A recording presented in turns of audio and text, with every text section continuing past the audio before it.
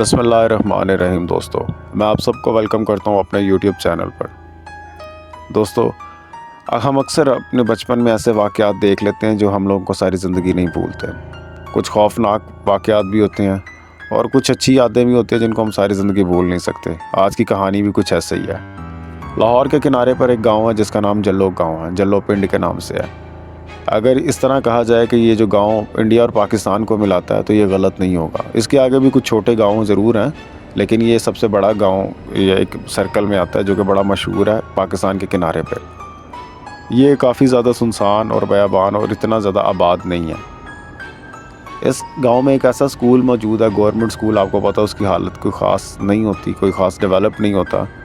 اس کے بارے میں لوگوں کا ماننا یہ تھا کہ سکول کے پاس ایک گھر ہے تو اسکول کو وہاں سے شفٹ کر دینا چاہیے، اور جب ٹیچر اکثر اس گھر کے بارے میں بات کرتے تھے یا بڑے اس گھر کے بارے میں بات کرتے تھے تو بچے چونک جاتے تھے اور باقاعدہ مذاق اڑانے کی کوشش کرتے تھے۔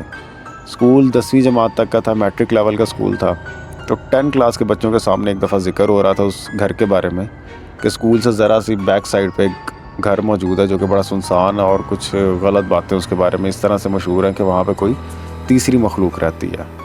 بچوں نے کافی مذاق بنایا، ایون ٹیچر کا بڑا مذاق بنایا، اور ٹیچر جو کنٹین والے انکل سے بات کر رہے تھے ان کا بھی مذاق بنایا۔ لیکن دو لڑکے بیچ میں ایسے تھے، علی اور احمد، جنہوں نے وہاں پر جانے کا فیصلہ کیا، اور وہ کچھ زیادہ ہی کیوریس یا تجسس میں آ گئے تھے کہ ہم دیکھیں تو صحیح اس گھر میں ایسا ہے کیا۔ انہوں نے ایک دن فیصلہ کیا کہ ہم فلاں دن چھٹی کے بعد وہاں پر جائیں گے دوپہر کے ٹائم۔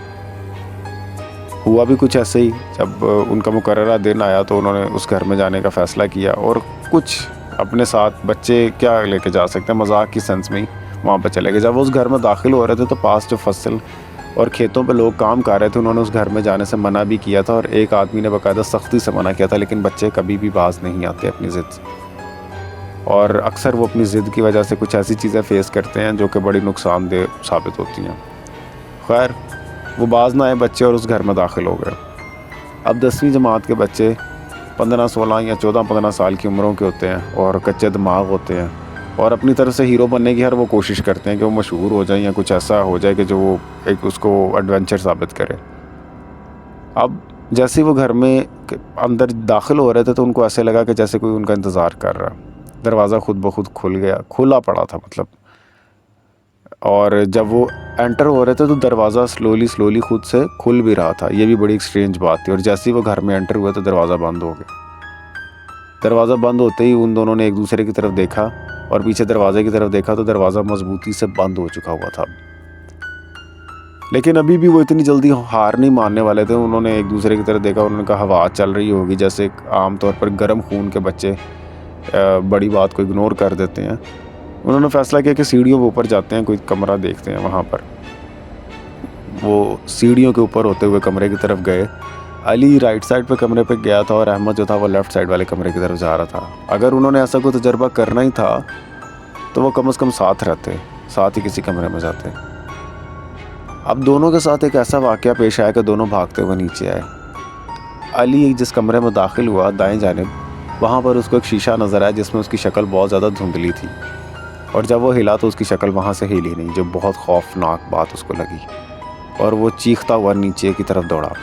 اور احمد نے ایسا دیکھا کہ جیسے وہ اس کمرے میں انٹر ہوا بائیں جانے والے کمرے میں تو ایک کرسی تھی وہ ہل رہی تھی، مطلب وہ جو ایک کرسی ہوتی ہے جس میں اکثر بوڑھے لوگ ریسٹ کر رہے ہوتے ہیں، وہ ہل رہی تھی، اور جیسے ہی وہ انٹر ہوا تو وہ کرسی رک گئی تھی، اور یہی دیکھتے ہوئے وہ بھی بھاگتا ہوا واپس آیا۔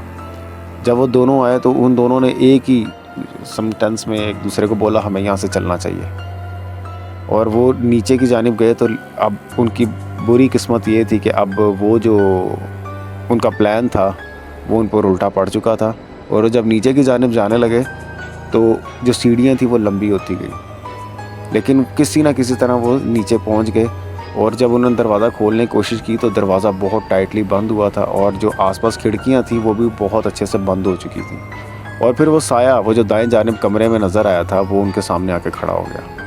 اس وقت ان دونوں کا یہی حوصلہ تھا، اگر کوئی بڑی عمر کا انسان ہوتا تو وہ ڈر کر بھاگ جاتا یا بے ہوش ہو جاتا، بھاگنا اس نے کدھر تھا، خیر بے ہوش ہو جاتا یا کچھ ایسا کرتا، لیکن یہ بچے تھے اور انہوں نے بہت حد تک کنٹرول کرتے ہوئے انہوں نے اس سے ہمت کر کے بات کرنے کی کوشش کی کہ تم کون اور کیا چاہتے ہو. جو سایہ ان کو نظر آیا, اس نے اونچی سی کہا کہ تم لوگوں کو یہاں پر نہیں آنا چاہیے, اور اس کے ساتھ اس نے اونچا سا کہکا بھی لگایا ہا ہا ہا کرتا ہوا.